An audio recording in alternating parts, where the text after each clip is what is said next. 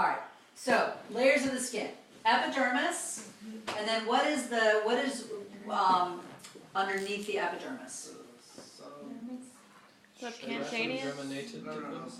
Well, that's even finer too. What I'm looking for is the dermis. Okay, Oh. the dermis is also what we refer to as the true skin. And that's important. The epidermis is That's something that could show up on a test. The other term for dermis is true skin. So the epidermis is what you are going to. The epidermis is the surface skin. That's what is exposed to the outside world. And that's the only thing you're ever going to lose, as far as like losing skin. You mean in terms of shedding skin Yeah. cells? Well, I mean, yes Can you and get no. down I mean, enough to shed the dermis? shedding of cells is a process Oh, where they okay. finally fall off your body, in a Right. sense, is off the epidermis. Okay. But we start the cell shedding process begins as deep as the dermis. You know, as deep as like the stratum germinativum. So like are freckles like even deeper than like the outside layer? Or are they Freckles are definitely deeper than, freckles are not just on the surface of your skin. They penetrate down all the way to the dermis. What is a freckle? A freckle is a nevi. It's an area of. Hello. Hey! Oh, hey, Emily. It's an area. It's a area where the melanin has, basically, it's like a super concentrated pigmentation, or what we refer to as a hyperpigmentation. They don't even really know why it happens. Well, there's different kinds. There's nevi, and there's also, what's it called? I'd have to look in my aesthetics book, because there's two types. One's kind of yellowish in color, and one's the brown. All my friends pick on me and say the only way I'm ever gonna get tan is if all my freckles meet together. Join together. Yep. I have been there. I You get and a I few have new very similar freckles skin. I have every tons year. of freckles and cold. like 5 new freckles. Say again? I have freckles everywhere. All right, so when we're going to be talking about pathologies about skin, that's okay, it's okay. So we'll wait until we get to pathologies, because that, I'll tell you, really important that you guys understand the different types of skin cancer, because you will see it. I can guarantee you, in your careers in seen it? massage, multiple times. So what? In fact, I had just started skin working cancer. as a massage therapist. I'd maybe been, I mean, this is before I opened my own practice. I was working at a spa, and I had a woman come in, and she had a funny-looking spot, larger than an eraser, irregular borders. The color was irregular, and I thought, that looks just like what they told us we should tell our clients to go get checked. And so I said to her, you know what, man, there's a spot on your back. You might want to have your dermatologist take a look at it. And she said, I'll go tomorrow. And I took a Sharpie and I drew a circle around it. So like she came back a week later and she had had surgery. And she said, I wanted you to know, my dermatologist wanted me to tell you that you saved my life. That gives me Because chills. it was a squamous cell bordering on a malignant melanoma. And if she had let it go much longer, she would have lost a much larger area of her skin.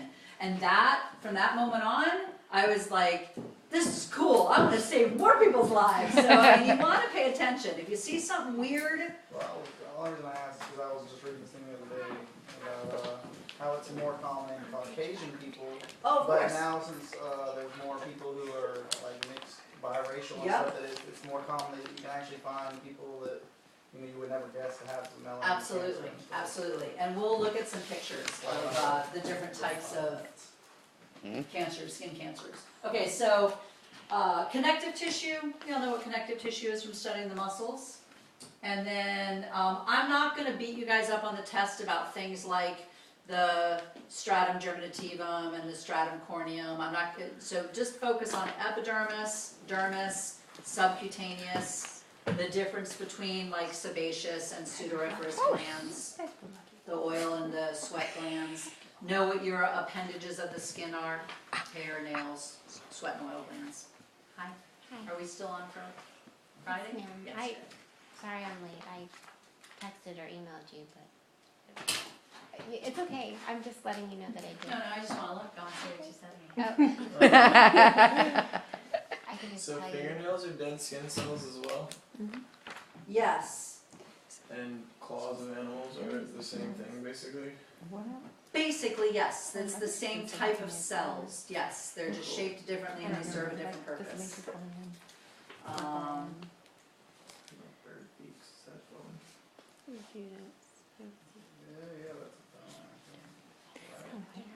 that's I'm doing a video too. I'll post it Oh, on. somebody's asking about something. I don't have a text from you, did you email me or text me? Well, I thought I was texting you, but I'm not sure.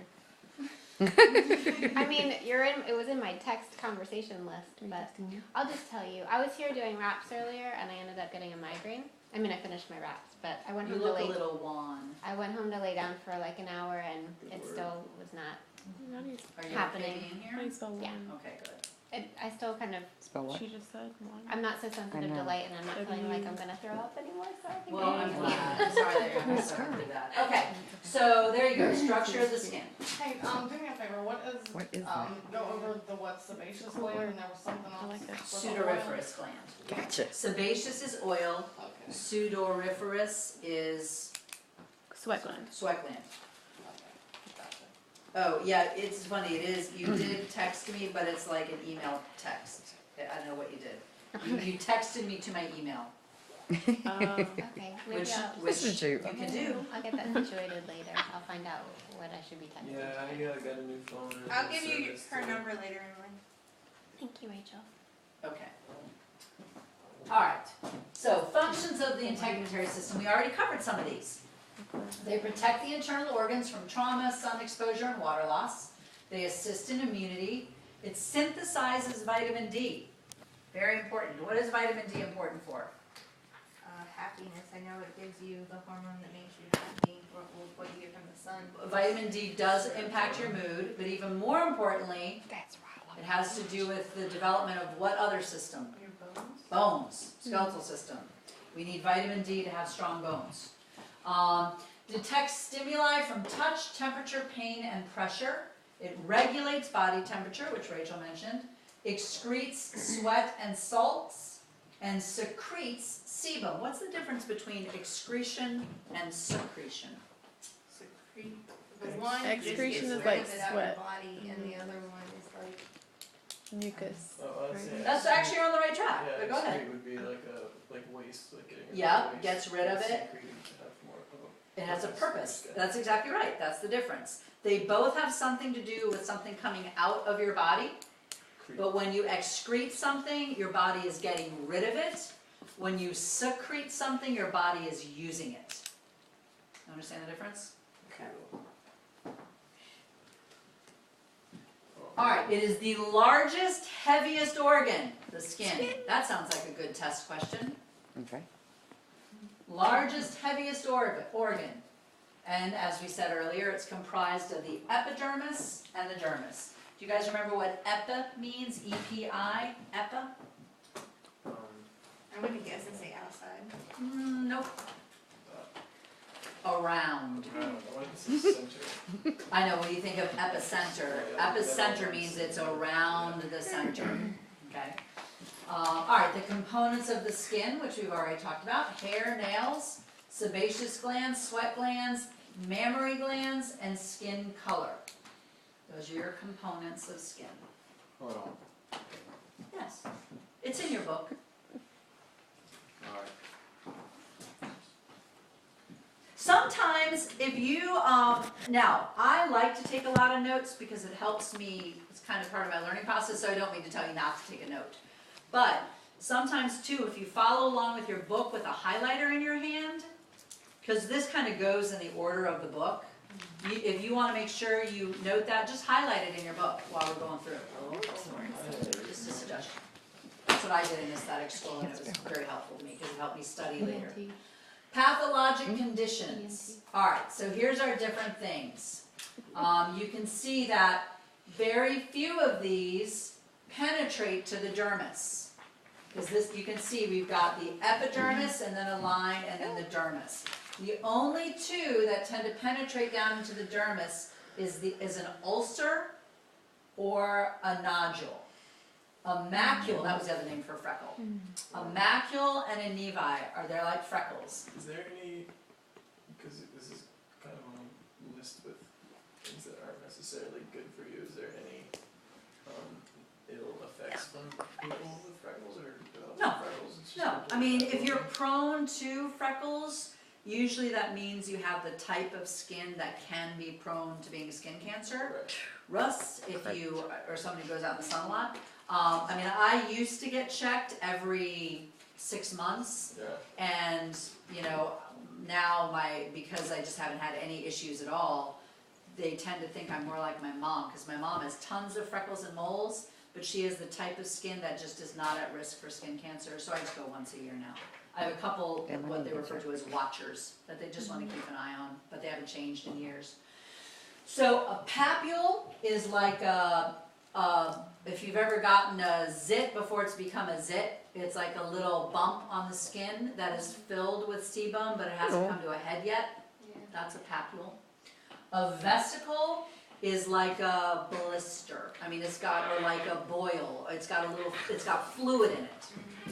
A pustule is a papule that's inflamed or has infection to it. So that's when you're getting into like the whiteheads or with like really severe acne and you've got the weepiness, that's a pustule. Plaque, what is plaque?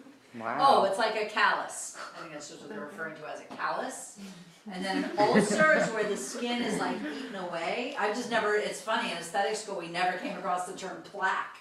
And then an ulcer, have you anybody ever seen somebody with an ulcer? Yeah, have you had one? I haven't, Those but things working in- at a nursing home, I Yeah, saw oh plenty of my them. gosh.